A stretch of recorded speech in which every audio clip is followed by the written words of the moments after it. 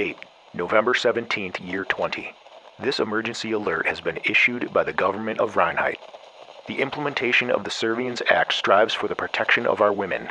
Important instructions for women will follow. Stay inside at all times unless otherwise instructed. Do not leave without male supervision. If you receive a notice of termination, stay inside and wait for the proper authorities. Do not go outside. If you or anyone you know has violated or is violating the Surveillance Act, obey your superior and call 026. Emergency Order 39 has been extended until the end of January. This is WBOE, serving the Bain region. Here's to the ladies, the fair and the weak.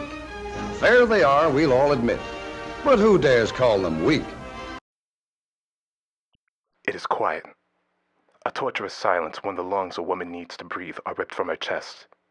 And she sits there in the dark, watching the red flowers blossom from her arms. Temptation fills her chest for the glistening silver in her hands, as she wants nothing more than to cut the stems of the red flowers blooming in her throat.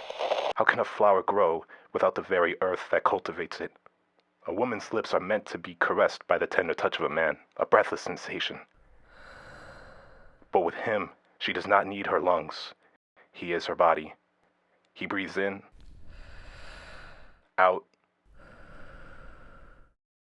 His oxygen, so overwhelmingly paralyzing that her desire has devoted to hydrating itself under the waterfall of his presence. His current perilous, but phenomenal as it courses through her, no longer empty, but fulfilled, complete.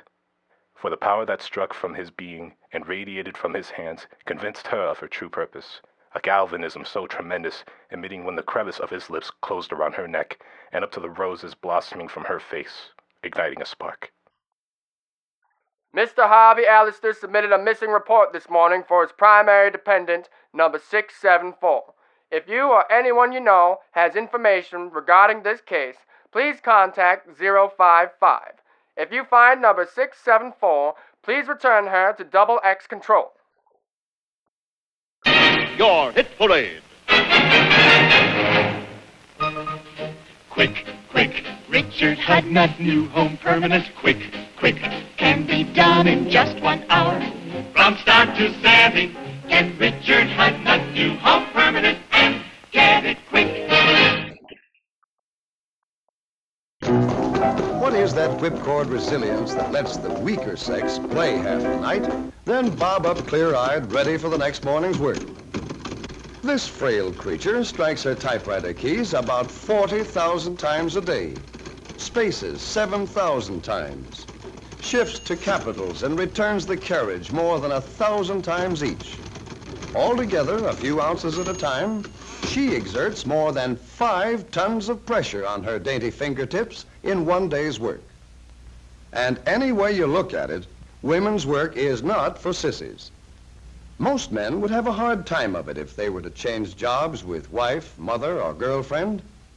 The homemaker walks miles every day, from sink to icebox, from cupboard to stove, and from kitchen to dining table.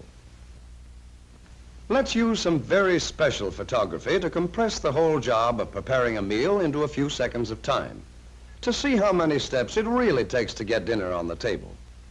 Remember, this is a hurry-up picture of just 1 meal out of more than 1,000. Is that what you'd call a blitz meal?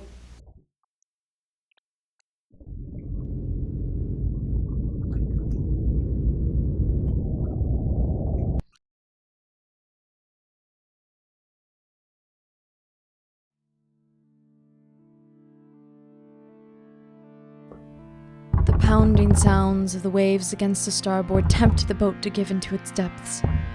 Salty blue flooding her only sense of safety, the sound of the boards creaking as it breaks beneath its weight, salty tears streaming down her cheeks.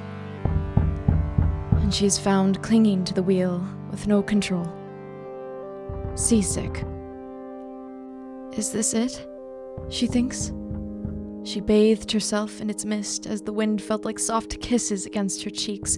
But is the ocean really her enemy? Or perhaps a friend, begging and trying with all its might to wrap its tides around her in an absorbing embrace? She listens to the wind. This is the police. We have the place surrounded.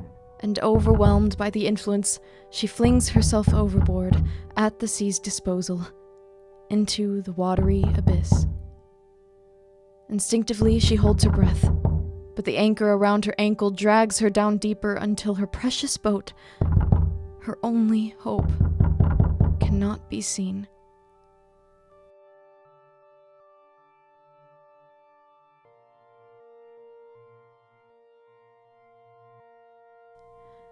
She breathes in,